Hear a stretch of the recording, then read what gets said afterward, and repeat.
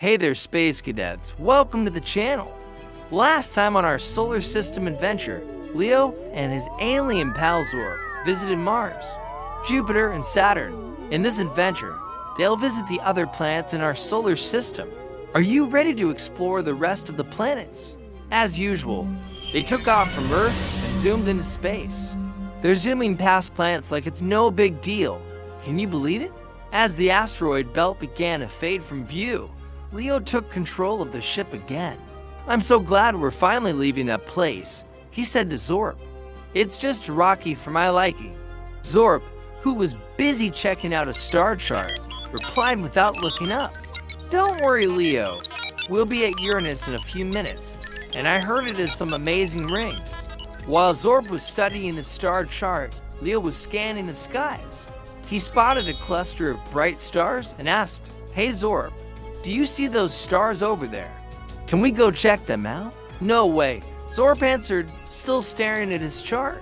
"We have to get to Uranus before the end of the day." "Why?" "Because all the planets will be lined up for a once-in-a-lifetime photo op, and I want to make sure we don't miss it.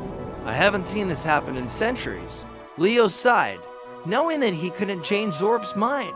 So, he turned back to his console to look after the asteroids.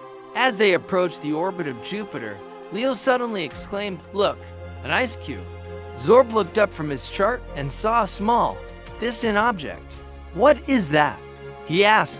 "I don't know," Leo replied, "but let's go check it out." As they got closer, they realized that it was a huge sphere made entirely of ice. "Wow, what a sight," Zorb said. "And how big do you think it is?" Leo asked. Zorb shrugged.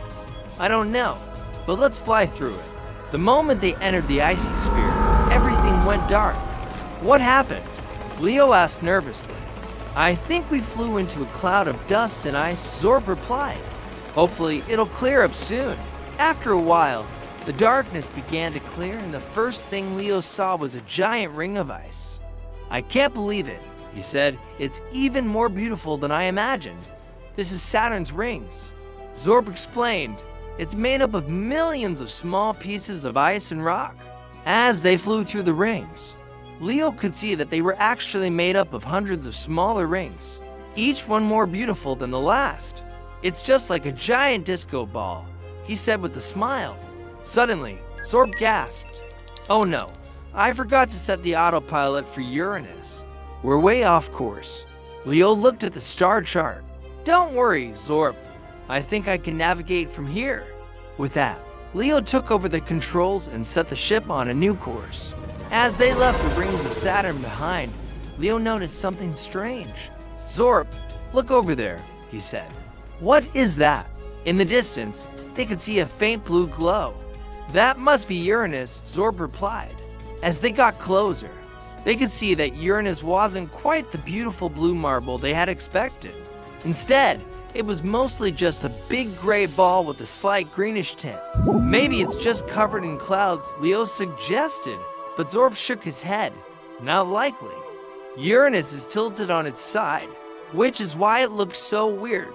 All the other planets are pretty round because they spin on their axes, but Uranus is almost completely sideways. Scientists think something big has crashed into it in the past." Just then, they passed through another cloud of ice and dust and were greeted by the most spectacular sight of all, a double ring system. "Wow," Leo breathed. "It's even more amazing than Saturn's." "Don't be distracted, Leo," Zorb said. "We need to focus on getting to Neptune." After several minutes of traveling, they finally spotted their next target. "There it is, Neptune," Zorb said excitedly. "Let's go check it out." As they approached the planet, Leo noticed that it, too, was mostly gray. "I guess all the planets in the outer solar system are sideways," he said. As they got closer, they saw that Neptune had only one ring, but it was wider than the rings of Saturn. "These rings are even more mysterious than the others," Zorb said. "Scientists don't know much about them, but they're definitely hiding something." As they continued their journey, Leo couldn't help but feel disappointed. They had traveled so far, and all they had seen were gray planets with rings. Where were the beautiful blue and red planets they had seen in pictures? "Don't worry, Leo," Zorp said, sensing his friend's sadness. The last planet is the best one yet. What do you mean? Leo asked. Well, you know that ice cube we saw earlier? Zorp asked. Leo nodded. That was Pluto, he said. And it's not just any old ice cube. It's a whole planet. Leo couldn't believe his ears. But you said Pluto isn't a planet anymore, he said. Zorp corrected himself. You're right. I'm sorry. I guess I got so excited when I saw it that I forgot. But it doesn't change the fact that it's still a planet in my book. With that, Zorp turned the ship around and headed back to Pluto. As they approached the dwarf planet, Leo could see that it was even more icy and rocky than he had imagined. So, if Pluto isn't a planet, what is it? He asked. Well, scientists say that Pluto is a Kuiper belt object, Zorp replied. What's a Kuiper belt object? Leo asked. It has basically a big chunk of ice and rock that is too small to be considered a planet, Zorp said. But I think it's perfect just the way it is. As they landed on Pluto, Leo and Zorp got out and started exploring. They found all sorts of strange and wonderful things, including rocks that glowed in the dark and ice formations that looked like giant castles. Wow, this place is amazing, Leo said. I don't care what anyone else says. This is definitely a planet in my book. Suddenly, Leo noticed something strange. Zorp, come over here. Look at this rock. Do you think it's a crystal? Zorp examined the rock closely. I've never seen anything like it before. It seems to be generating a lot of energy. Leo had an idea. What if we use this crystal to upgrade our spaceship engine? Then we'll be able to go much faster and explore even more of space. Zorp loved the idea. Let's do it, he said. And so Leo and Zorp spent some time mining for the strange crystal on Pluto. They gathered all the crystals they could find and returned to their ship. Zorp attached the crystals to the engine and the two friends were ready to take off. They're all set and super excited to head back home to Earth. Leo's got to hit the books for his test tomorrow, and that's a wrap on today's adventure. Well, it's the end of the planets, but we still explore more of our vast space. So, stick around to watch more of Leo and Zorp's space adventures. Next time on our solar system adventure, Leo and Zorp will explore beyond the solar system. But first, test your knowledge with these awesome questions. Question 1. What is the name of the largest planet in the solar system? If you said Jupiter, you'd be correct. Question 2.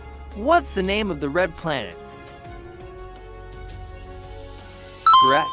It's Mars. Question 3. Which planet has rings?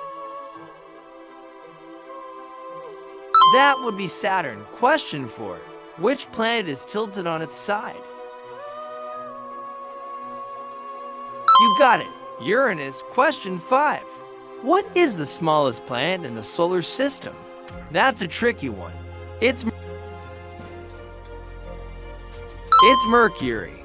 If you got at least 3 questions right, you're a true space kid. Keep learning and exploring, young astronaut. Until next time, keep looking up at the stars and dreaming big. Who knows where your adventures will take you? Thanks for joining us on this amazing journey through our solar system. Don't forget to hit the thumbs up button if you enjoyed this adventure. And make sure to leave a comment below with your thoughts, questions, or anything you'd like to see in the next episode. And of course, if you haven't already, be sure to subscribe so you never miss out on any of our exciting journeys. We've got so many more amazing adventures planned, and we can't wait to share them with you. Thanks for watching, and we'll see you next time.